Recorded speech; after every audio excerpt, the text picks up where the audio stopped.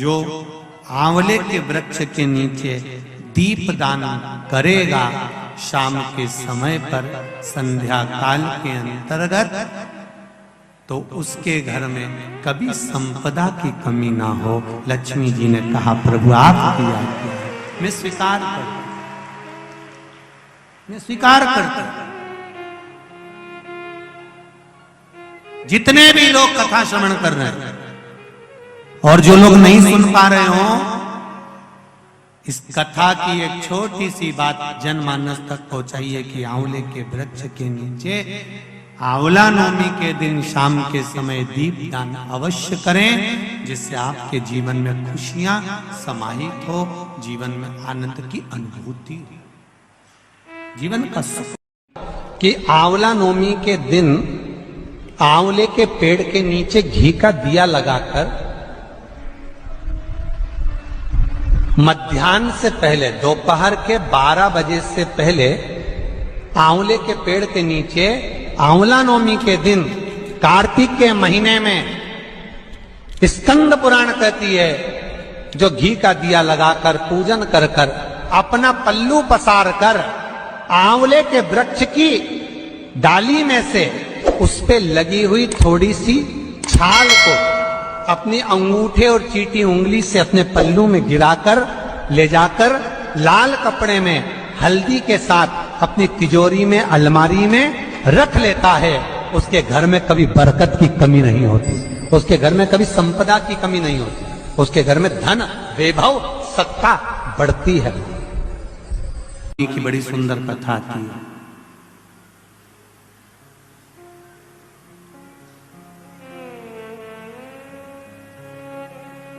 जिसको अक्षय नवमी भी कहते हैं। कब है? जम के बोलो जरा। कल। आज गोपाष्टमी है, कल आंवला नवमी है। और आप सबसे निवेदन करूंगा कि आंवला नवमी के दिन शाम के समय पर आंवले के वृक्ष के नीचे घी का दिया लगाकर कनक धारा स्तोत्र का पाठ अवश्य करें। नहीं आता हो तो मोबाइल पे उसको सुने, पर एक बार आंवला नवमी के दिन आंवले के वृक्ष के नीचे कनक धारा स्तोत्र का पाठ चाहे संस्कृत में चाहे हिंदी में करना चाहिए। उससे साल भर लक्ष्मी की कमी नहीं आती और आनंद का अनुभव करो। कार्तिक महीने में 2 वस्त्र की महत्वता होती है, ध्यान लगाना जरा। जितनी भी माताएं बैठी हैं, चाहे वो सासू माँ हो चाहे बहुएं हो, बेटियां भी कभी ना कभी बहू बनेंगी और आप भी कभी ना कभी सास बनेंगे, स्मरण में।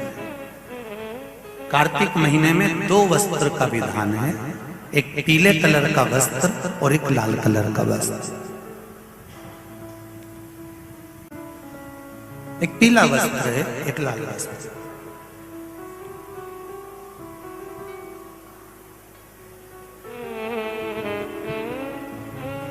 आज देवउठनी एकादशी है।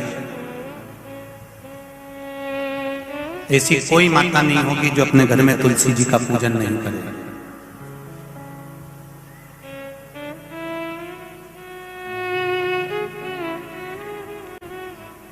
घर की मां यदि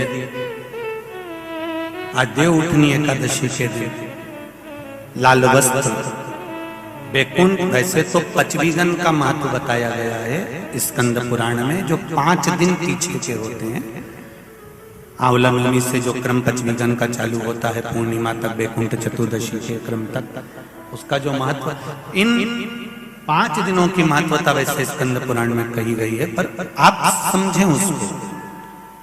लाल वस्त्र अगर कार्तिक महीने में तुलसा महारानी पर ओढ़ाया जाता है और वही वस्त्र बाद में रख लिया जाता है संभाल कर, तो उस घर में किसी कर्म गति के कारण भी अगर अपशब्द निकल रहे होते हैं तो वो अपशब्द वो वस्त्र रोक लेता है, वो वस्त्र रोकता है।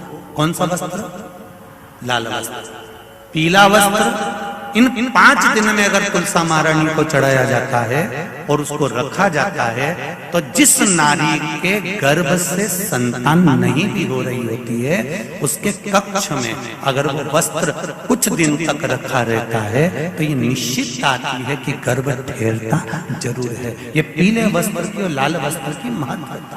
कार्तिक महीने, कार्तिक का महीना, आपका कोई काम उलझ रहा है, आपका कोई काम ऐसा है जो बहुत दिन से उलझा हुआ है, चाहे वो कोर्ट कचहरी का हो, चाहे वो किसी से जुड़ा हुआ हो, और वो नहीं हो रहा,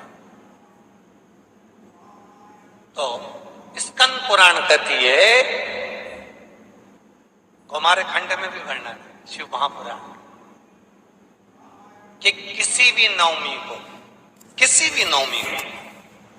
आप आंवले के पेड़ के नीचे घी का दिया लगाकर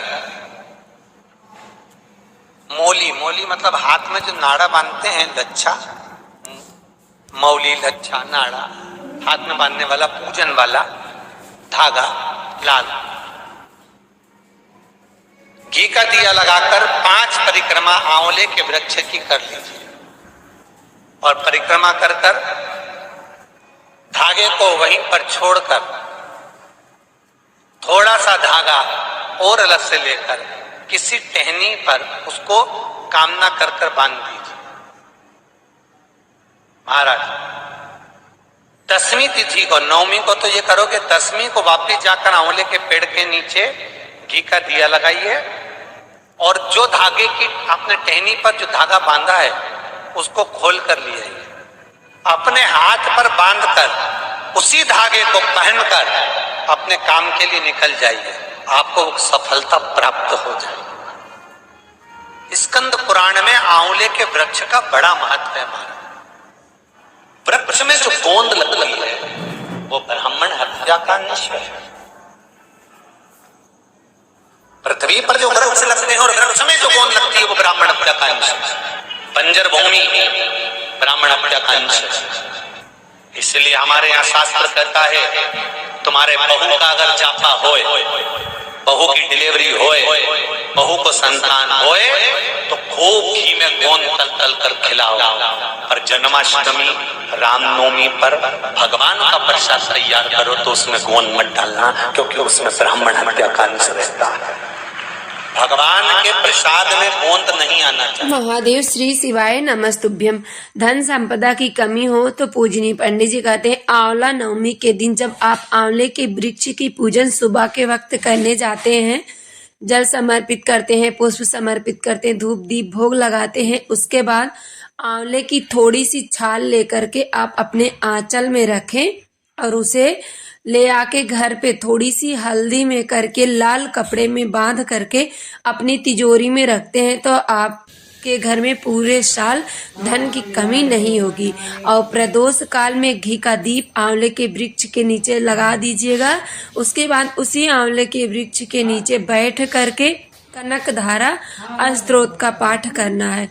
जो भी व्यक्ति यह 2 कार्य आंवला नवमी के दिन कर लेते हैं उनके घर में माँ लक्ष्मी सदा वास करती हैं, घर में सुख शांति समृद्धि बनी रहती है।